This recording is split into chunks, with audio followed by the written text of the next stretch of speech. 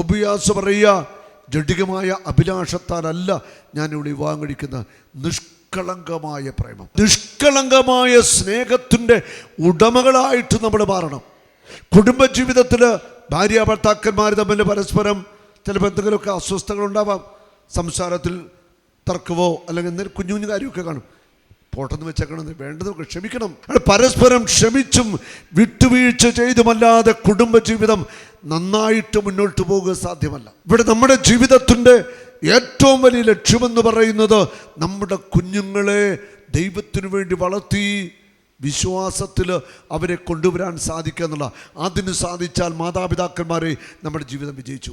നമ്മുടെ കുഞ്ഞുങ്ങൾക്ക് നല്ല വിദ്യാഭ്യാസം വേണം, നല്ല വിശ്വാസം നയിക്കണം, പ്രാർത്ഥനയിൽ അവർ വളരണം. ഇതൊക്കെ ആയിരിക്കണം മാതാപിതാക്കന്മാരുടെ ലക്ഷ്യമെന്ന് പറയുന്നത്.